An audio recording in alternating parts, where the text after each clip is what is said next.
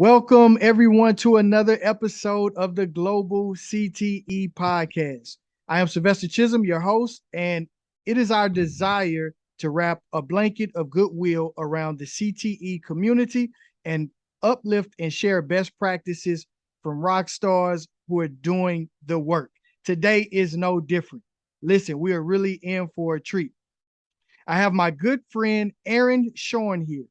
Aaron is a rock star leader in education doing amazing work across the state of Hawaii and around the world.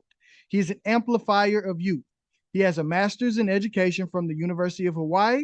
He's co-designing education programs rooted in youth agency and entrepreneurship. He is the head of community and growth at Unrulr, an edtech startup that makes learning human-centered and joyous. Aaron was also faculty in the entrepreneurship and journalism department at the Hawaii Preparatory Academy, where he led and developed the K-12 capstone program. He is also the director of alumni and community at the Nalukai Foundation, a free 10-day intensive tech entrepreneurship and design boarding camp for Hawaii high school students. He is like me. He is a pluralist as it relates to education and impact. I love it. I love it. Aaron, welcome to the show, man. That was a hell of an intro. Thanks for having No, man, I've been looking forward to this conversation for a while now. I came across you on LinkedIn, and I was like, man, this guy's really doing some amazing work. me. Oh, thank you, man. Yeah, truly, truly, and especially you got a great place to do it in Hawaii, man. So Yeah. I'm sure that makes it fun. So listen, let's jump right into it. What's your origin story and your connection to CTE? So I grew up in Lesotho in Southern Africa. My parents met there. My dad was in education. My mom was as well. And I grew up in a really communal and loving learning environment. And then I moved to Massachusetts at the age of 7 and was in the opposite of that and really struggled personally, academically, educationally, probably until high school, until I found some really amazing mentors and teachers. And so, my journey has always been learning through action. My grandfather, who's a Holocaust survivor, had a trade and a craft. He was a tool and die manufacturer. And that was the reason he was sent to a slave labor camp instead of a concentration camp. And that his trade and his craft are the only reason I exist. And so that was hammered at a very young age that you need to have a skill set, you need to have a trade and craft. And for me, that's always been storytelling. I've always been a storyteller. I've always been able to connect with people through my story and others. And I met my wife working in Haifa, northern Israel. We were living in DC. We had our daughter, and my wife said we're moving to Hawaii. And Hawaii is where I found my calling as an educator. And CTE, career technical education, and social entrepreneurship and digital journalism, those kind of three, areas of education allowed me to find meaning and add value to the educational community in Hawaii.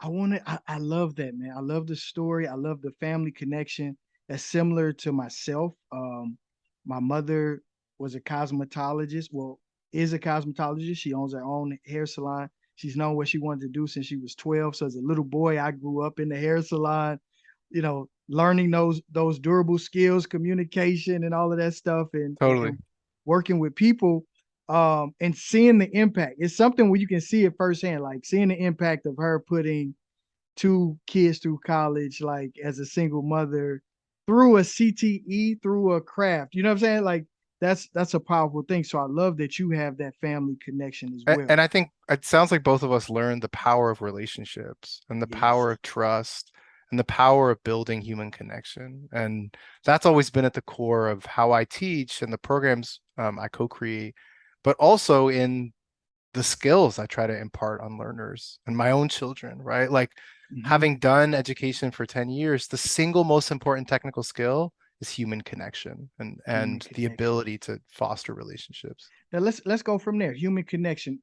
Tell me more about how that has played out in the classroom for you, and maybe how some of our other educators listening, how they can put some more human connection into the classroom. I mean, I think a lot about my mentor in education, Pualani Lincoln, who always modeled the skills and capacities and values she wanted to impart on her students. If she wanted to model vulnerability and trust, she shared stories of herself and her family and the peaks and valleys in her life for what she was working on. And that set the stage for everything. Pua's sailed on Hokulea, Mm-hmm. the native Hawaiian canoe that sailed around the world. So she's this incredible craftsperson. She has this skill set as a navigator, um, but she is an incredible master teacher. And so, she modeled what it meant to be able to not only connect with students on a deeper level, but to teach them that skill set as well. And that's been kind of core to all the CTE work I've done. I love it. I want to push you even more. How ways to connect on that deeper level? Like, what can you give us something tangible? Like, give us some strategies or tactics Totally, on totally. I mean, I think there's an ideation activity I do in every community I'm a part of, whether it's that. Okay. Nalukai, which is a 2-week summer program that's free for youth across Hawaii, or during a K-12 program in 5th, 8th, or 12th grade. And Head, Heart, and Purpose is a giant Venn diagram. um, Heart is one circle, head is one circle, and purpose is in the middle, kind of convening the two. And in heart, learners are writing down all the things they love, things about themselves, their background, their ancestry, their identities, problems in the world they want to solve, things that fuel them, their passions. In head, they're writing down all of the things they know, all the technical skills they have, all the skills they want to gain, but also their network. Who do they know? Not just academically, not just business wise, but who in their network can help them. And purpose is where they're thinking about what they're going to work on, whether it's a product, a service, a business, a social venture, a Yeah. CTE pathway. What you're trying to do is to have learners have their whole selves be represented in that space. And I think you and I were talking before this call about the power of identity Yeah. and ensuring that learners, especially students of color, feel like their backgrounds and ancestries and who they are and their life experiences are represented in the classroom. And when you start with that as a foundation, then you Okay. can build off of it in beautiful ways. Okay. Now you're really going somewhere. I'm loving this air. I'm loving this conversation, man. Like, because that's something that sometimes is put as a secondary thing in the classroom, and especially sometimes in CTE. So I'm just curious, what does like that equity piece, equity and inclusion, what does that look like in CTE for you? What's your view on that? I mean, I think you think about um, who your learners are and what life experiences they've had, and Okay. you create a community and you create a program that differentiates to them as well, right? And so you see sometimes in programs where like you get a bunch of kids together and they all go to a tech company, right? And or they all go to a space or a community that doesn't resonate with them in meaningful ways. My work has always been about ZOPED, zone of proximal development. How do I get mentors that are closer in age to students? How do I ensure that, we have mentorship and pathways that have mentors that look like the students that are there, that ensure that there's representation within that population as well. And so equity and inclusion is in many ways in my work, I'm a bridge to other Mm-hmm. communities, right? Like I'm a person that tries to demystify the working world for the youth cohorts that I'm working with. I'm a facilitator, I'm a connector, I'm a uniter, I'm not just a teacher. And so, I think when you're able to find mentors and you're able to find programs that better match who you're partnering with students becomes a more equitable space. So let me ask you this to follow up on that. How do you become that person? Like, what are some strategies or some things that someone can do to become more like that? Because it sounds like it's something that's deeply rooted in who you are as a person. But for someone who's like, you know what, I know I need more of that. What are some things that an educator or someone Yeah. can do? So Trevor McKenzie is Okay. this incredible teacher of teachers and teacher himself in British Columbia. And his work is all about inquiry and creating agency and learner empowerment through inquiry. And so Mhm. something that you can do as a teacher is ask questions and engage and make the start of the school year or the start of a time with a group of students in a program um almost like summer camp in the beginning. Like the power of summer camp is like where you, oh, if you had a good experience, where you've connected with someone at a deeper level, right? Where you've shared out elements of who you are that you haven't shared out with before in a space where you feel trust. And I think like doing that first, like SEL in the beginning, really having social and emotional learning be at the core of that experience. And you can go the Brene Brown route and talk Right, about living your values and right. you can be in a circle and share out two words that describe you, or you can do it at a much more textured level, like with head, heart, and purpose.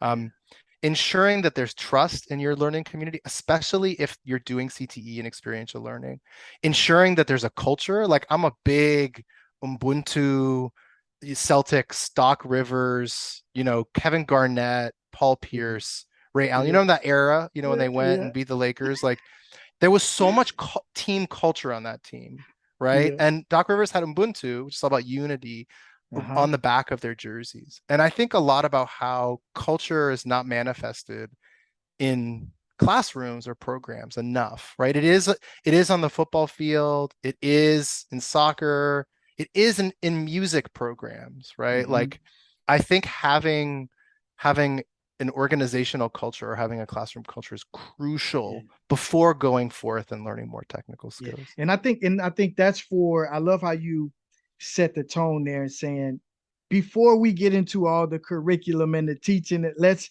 set the tempo, the tone for how we're going to engage and really owning that culture in the classroom. Now you just brought up something I thought was cool, man. Like, from a summer camp standpoint of the relationship that we build there if you had a good experience.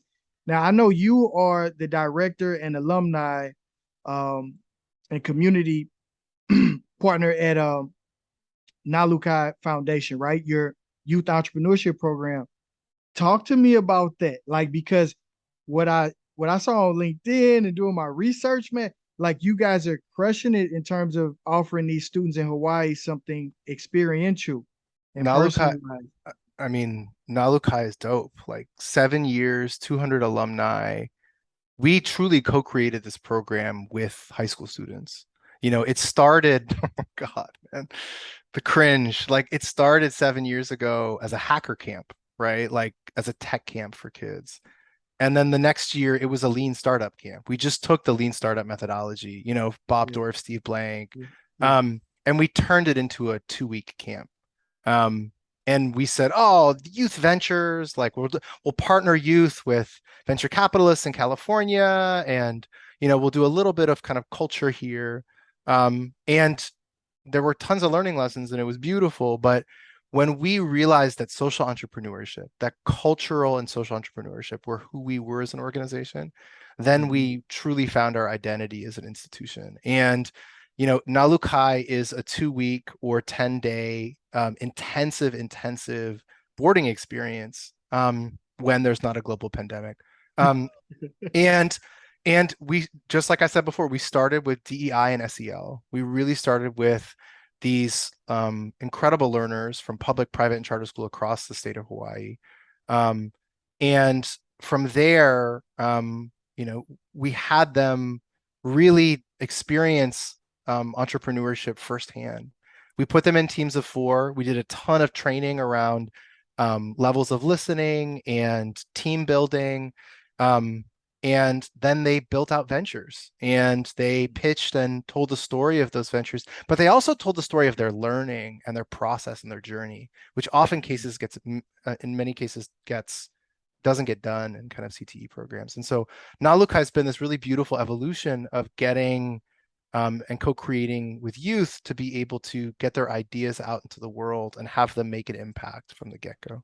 I think that's one of the I hope most some of that made sense. Sorry. no, no, no, totally, man, totally. So like one of our with our company with Global CT Learning, one of our most popular curriculum programs is our $50 startup. And the biggest thing that we focus on is teaching those kids their ideas are valuable. Totally. Like if you can walk away, like, and I saw that you all are doing that. I was watching a podcast, and I think you had one of your kids who had done something with like a sustainable Trinity marketplace. Ussing. Oh my God. She's incredible. I was Shout out to beyond Trinity. impressed. Just like the level of connection to the idea was personal to her. I could tell she really had a great experience, through the program. But then also she connected it back to the community with the sustainability piece. I'm like, It's all knowledge of self. Like I love I love the Black Star album with Talib yeah, Kweli and Mos Def. And there's a song yeah, KOS, Chaos, like knowledge of self-determination. Like Trinity represents knowledge of self, yeah, and she was fortunate to grow up, she's Native Hawaiian, in a okay, community that celebrated, her knowledge of self. And she was fortunate to go to Kamehameha schools and be able to build out a really cool project at her school that was all about communal business. And then hmm, through Nalukai and through all these opportunities, and now at Malcolm Market, she's able to build it out. But like, I think it gets back to identity that we were talking about before, right? There's an essay by Paul Graham who created Y Combinator, and he talks about how great startups come from people that have lived the problem or have had yep, experiences that lead to it, right?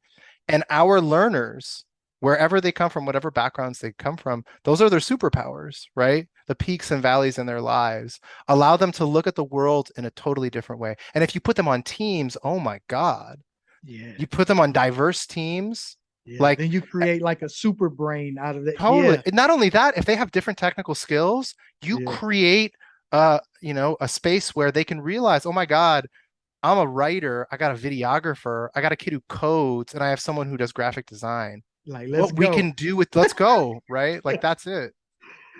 Man, that's so amazing. What what's some of the what's the CTE scene like in Hawaii, across the state of Hawaii, just for someone who's not like fully aware? Like what are you seeing in the I mean, it's schools? it's it's it's so beautiful. Public schools are where the innovation is happening in Hawaii. Okay. You've got a superintendent who was a former superintendent, who was at Waipahu High School and was building out these pathway and CTE programs within Waipahu. Campbell High School, Waimea High School on Kauai. Shout out to Mahina and Denise, vice principal and principal there. They're really on the forefront of thinking about CTE in meaningful ways and building skills out. And so it's a really exciting place to be able to build out. And my work at Unrulr now takes me across the country. There's really Yeah, tell exciting me, things yeah, happening. There's tell me exciting more things about happening in that. Colorado, New Hmm, Mexico, hmm, as states are really um, dipping into what CTE means and looks like in meaningful ways. And I struggle when it's like CTE is just a pathway to get kids into menial jobs that lack purpose and passion. For me, yeah, CTE is powerful when it's first rooted in empowered learners that see the power of building technical skills and taking their ideas out there, right? Because I think sometimes it's disingenuous and dangerous to teach entrepreneurship if you're also not teaching technical skills, mm. right? Like if you're like, oh, Say you can more, start a say business more, now. say It's like more. Yeah, you've say read more. Lean Startup by Eric Ries. You can now create Yeah, your own business, right? Like you've looked at the Stanford D School's understanding hmm, of design thinking, and now you're totally good to go. Youth still need a craft, they need a trade, they need a skill, right? And that doesn't mean that they're stuck with it. Doesn't mean if they love graphic design, they're doing that for the rest of their life. But the skill set of learning how to code or how to draw or how to play an instrument or how to excel at a sport is transferable to other skills, right? Or other spaces, right? And yeah, when you have cohorts of youth that have technical skills that are evolving, and then you introduce entrepreneurship and frameworks, then you're really cooking, right? Because now they have the ability to do something unique in business or social activism or yeah, anything with a skill set that can amplify that work. yeah. I think you and I are aligned in how we view entrepreneurship. Like just it's a problem solver for so many different things. It helps, I think in education, it really helps to personalize the learning because you're able to find a problem that a kid cares about.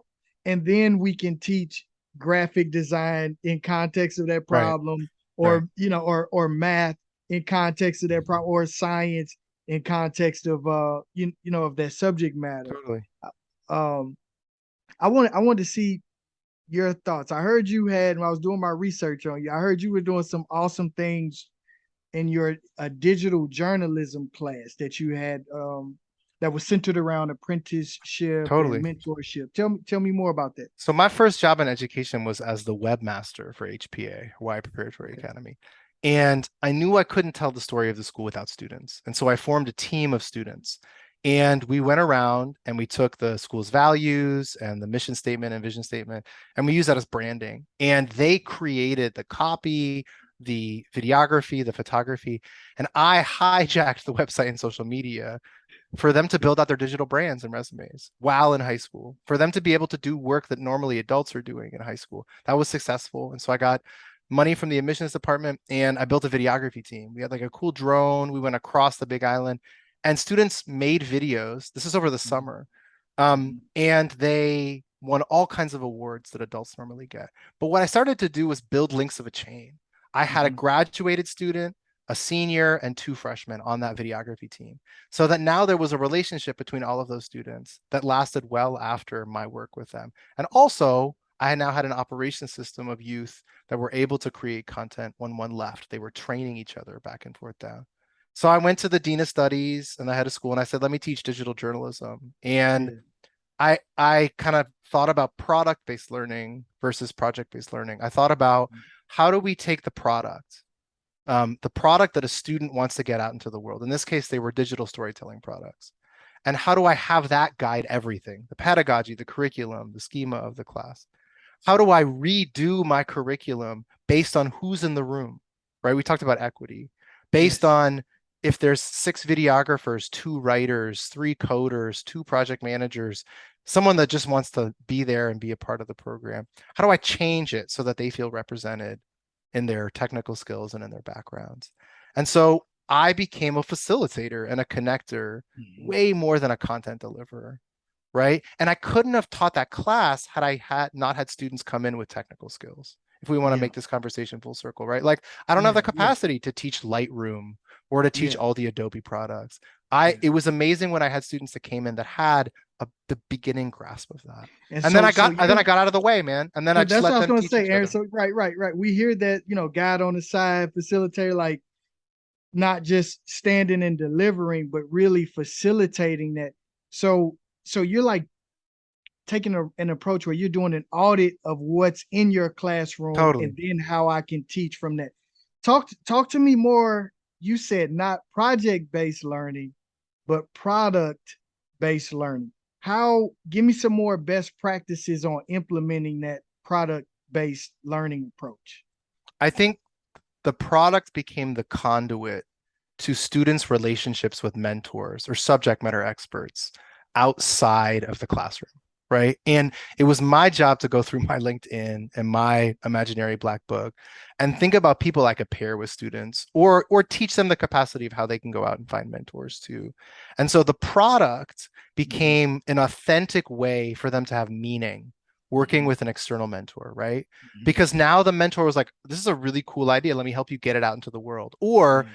yeah, I think I can help you with post processing these images or videos, right? They became consultants for students. And so the product became the focus of what we were doing together. It became a way for students to showcase and show proof and evidence of their learning.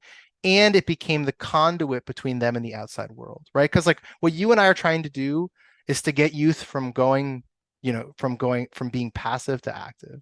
We're trying to get youth to go from being consumer to creator. This is like my TED Talk language in the podcast. Yeah. I'm sorry, No, but no, like no. You're it's speaking, like man. You're like speaking my language, bro. Because when you do that, honestly, it's better for everyone because you've personalized the learning for the kid, so they're excited about being there. They're excited about the subject matter, and you've made the job easier for the educator and more joyful.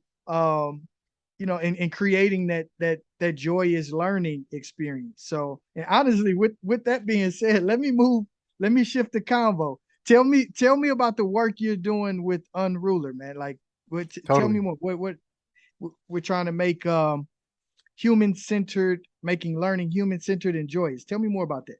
Yeah, so I had this huge problem as an educator, which is assessment, right? I never felt like I belonged in teaching. I always felt imposter syndrome. And that's a therapy conversation for another time. But like yeah, CTE and therapy. yeah, That's the TP, right, next exactly. episode, part two. Right.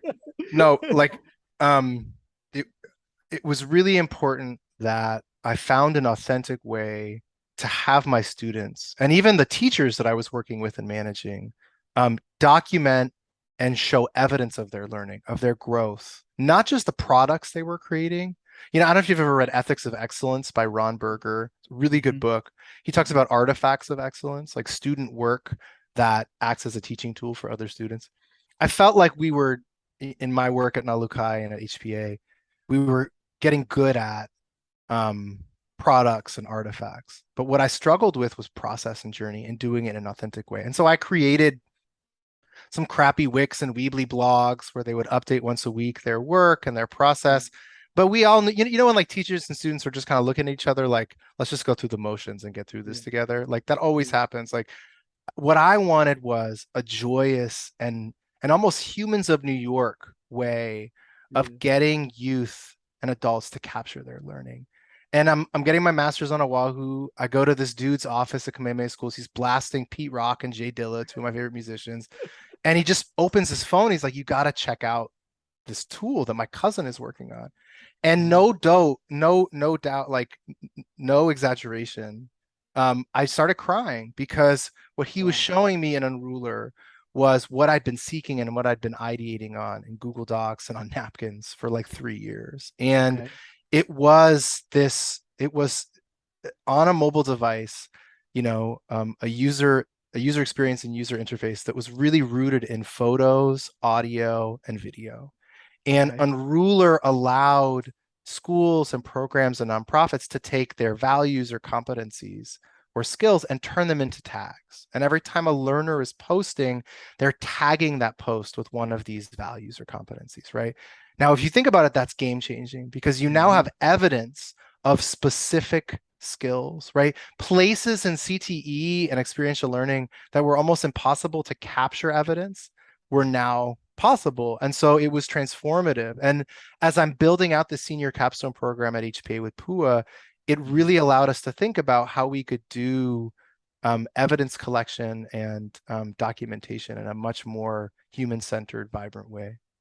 I love it, man, because that was going to be I really set you up for that because I had a feeling that you were going to go into assessment because I just had a recent podcast guest, Tremaine Holloway with the Maritime. He's the principal at the Maritime High School in Yeah, Seattle. I And want to connect with that guy. He was amazing. oh Please. yeah, yes, I mean, like, totally. I'll make an introduction, but he is what they're doing. It's competency based. It's like with the Totally. focus is on the skills. So I Totally. was curious what your thoughts were going to be on assessment, and I'm gonna push you even further on that. Like the future of assessment. Like Totally. how do you view that the future of assessment as it relates to career tech? It's all about authenticity and trust. It's Yeah. about trust in learning communities, right? And so innovation in schools struggles because there's not a lot of trust, right? And why standardized tests have been so powerful is because it's a trust metric, right? Mhm. And it doesn't take a lot of research to show you how inequitable the SATs are and other forms of testing and GPAs are, right? They're created for certain communities, and no matter what we do, they're going to be there for that. And so other forms of assessment, need to be rooted in trust. And Mhm. so many times there's long narrative reports, there's some grading scale that we think captures it. But what I'm working on and trying to figure out at Unrulr, and in all learning communities that I'm a part of, is how do you show actual evidence that is irrefutable? Mhm. Photos, video, Mhm. reflections, where someone is like, okay, I got it. And how do So you Aaron, do, look, go for it. push. Let me push you. Make it tangible for me. Give me an example of a photo video verification of work for what? Can you give me an example? Yeah, so like critical thinking, right? A series of video reflections can show, you know, the evolution of critical thinking within a learner. There's a feature in Unrulr called Journey, which allows Mhm. someone to take multiple posts and Yeah. turn them into a timeline journey, right? And share those out with their community or the world, right? That's a tangible way of, taking a competency or skill and displaying it, right? Let's say that you're going deep and empathy is a skill set that you're trying to display and Hmm. showcase, right? And you have a learner displaying the product that she created and you know the ways that empathy plays a role in that space as well. I think so many times, we use these words, but we don't know what they mean, and our learners don't know what they mean, right? And we have to create and co-create a lexicon. And so I think Hmm. when you have evidence that is visual and you have evidence that is audio and video, you're able to actually display what you mean or what you understand that word or that Yeah. competency or phrase to mean. 100%. What's the saying? A picture's worth 1,000 words, and a video is worth 10,000 words. Totally, So, totally, yeah. totally. And I Man, think, that's I think for us at Unrulr, like it's go ahead. both a mobile app and Yeah. it's a web browser. Like, um, we want to meet youth and adults where they live, which is on their Yeah. devices, right? Yeah. And that cliche image of like a researcher in the 70s or 80s, like with their tape recorder capturing something Hmm. before they forget Hmm. it. Like Hmm. that's what a mobile device is. And so Yep. empowering learners to be able to capture something quickly is our bread and butter. Yeah. Man, like this is I could go on and on with you about assessments, bro. This is so powerful, and I love that it's on the front end. So when you're tell me how like Unruler then helps the student share that information with the intern, for an internship, or to verify like for Totally. employment potential. Totally. Yeah, I mean, you asked what the future of competency and Yeah. assessment looks like.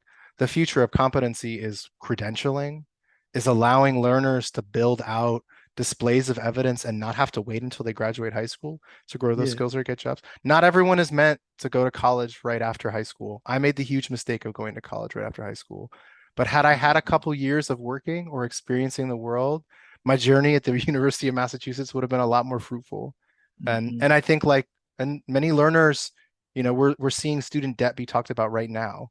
Um, Mhm. many learners have a pathway that doesn't include them being $150,000 in debt before they Mhm. graduate. And I think micro credentialing and allowing organizations and businesses to be able to see displays of evidence. And Unruler, they're building out Yeah. these living and breathing portfolios and journals of work and evidence. That's exciting to me to think about. What happens if you took a skill set or framework from a business and then you had that be the tags within Unruler and someone walked out of their Unruler experience with all of these pieces of evidence for these, Mhm. places and portfolios. Yeah, I mean, I think that's at the front end, that's the conversation, man. It's like how do we line up what industry needs, teach it in the classroom, and figure out a way to verify it. Like these skills are verifiable to employers or just for kids moving forward, man. So thank you for the work that you're doing and all the stuff the programs you're involved in. I love it. So this is gonna be my last question for you, man. Hit me. What's your vision for the future of CTE? That's a great question. I'm really interested in pipelines and and maybe not guaranteeing positions, but I'm really interested in making the pathway to jobs a lot easier, especially for people that don't have a network already. There's a ton of stuff around social capital and social networking, a lot of organizations that do that, but getting youth easier pipelines into spaces. And I think like, being able to have teenagers realize that their starting job is not the job they end with their entire lives, but that they're constantly building skills and building that piece out. To me, the future of CTE is around networks and relationships just as much as it is around technical skills. It's around the ability, and I mean, I don't know, is that Web 3.0? Is that Yeah, yeah. DAO? Is that, and thinking about education in the metaverse? I'm not sure. I can't speak to that. But like, I do know that coming out of high school with trust built in professional relationships is going to lead to a much higher um, rate of success in your Yeah. first couple jobs in life. Yeah. Wow, man, this has been a very insightful conversation. Can I say one more thing? Yeah, yeah. Go So ahead. Go I think ahead. just Oh, just shoot, like shoot, shoot. I think getting used to see the power of being on teams is vital in all Mm. of this. And getting them to understand roles in teams is really, really huge. And so I think that's another part of the future of CTE. Well, okay. Now, you just said one more thing. I'm thinking something. I want. Ah, You just got me thinking. So I wanted to get your thoughts on like really preparing our kids for success in the global marketplace. Like, what are your thoughts totally. around global competency? I know you do a lot of work in Hawaii, but you're doing stuff around the world. So like, tell me your thoughts around like global competency. Yeah. I mean, I'll build off of what I just said. I'm Yeah. obsessed with Soul Aquarians, this like music collective that came out of the 90s, D'Angelo, Erykah Badu, J Dill, all these people. And they had all these different skills and they came together and made incredible products and music together. And global competencies now are really looking at skills of collaboration Yeah. and the ability to collaborate with others and communicate with others. Someone who's an engineer who needs to communicate with someone who's a marketer, right? And like the skills that go back and forth there too. And so I think collaboration and the ability to work in teams is something that is a global competency that I think is really, really important. And then I Mhm. think, the being able to tell the story of what you're working on and what you're doing is a core part of that as well. And we have youth that are addicted to their phones in many negative ways. We see the power of the endless scrolling of TikTok. But that also means that they understand storytelling in some capacity, right? And so getting them to understand a more healthy, positive form of storytelling, a way for them to get their brand out into the world and to share out uniquely what's important for them is vital when they're trying to interview for jobs or they're trying to build their own companies. And so I think this global competency around storytelling and around narrative is really important. Yeah, you're lining up with a lot of things. The durable skills. My Yeah, friends at America Succeeds, they talk a lot about that. That communication so critical and being able to share the story of um, who you are, your journey, your beliefs, your learning experience. How how you can really fit into a place in the space is important, we come man. from two totally different parts of the world and different lives, but we believe the same philosophy of education, and I think Yep. it's trying to get others to see this power of MaKaHanaKa'Ike by doing one learns, right? By getting youth to be able to manifest by Yeah. experiencing the world. Okay, hold on. So before we go, because I wanted to ask you that question. So we're having a little like experiential learning moment here for Sylvester. Um, okay, say it again. By doing one learns, and I know that's your whole mantra. That's pretty much you summarize the entire conversation we had. But how do you say it again? MaKaHanaKa'Ike. Makahana, Makahana, Ka'Ike. Ka'ike, Yes. Makahana, Ka'ike. Yes. By doing one learns. My man Aaron, thank you so much for being on the show. For people who want to connect with you individually or try to connect with the work you're doing with Unrulr, give us your information. Where do you want to point them? Yeah, unrulr.com, unrulr.com, or Aaron at unrulr.com. Um, Connect with me over LinkedIn, connect with me over Instagram, Schornado, Schornado, what my students have called me in the past. Um, yeah, I'm excited, on Ruler or anything in social entrepreneurship. I'd love to connect. Yeah, definitely, definitely. Please do connect with Aaron. Like the work he's doing is amazing. He's truly a thought leader in this space, as you can tell by the insights and gems that he just dropped on us today on the podcast. If you enjoyed this episode, please like it, Please share it with a friend. Don't be selfish with the information. And as I always say, you don't have to be great to get started, but you have to get started to be great. Until the next episode, peace.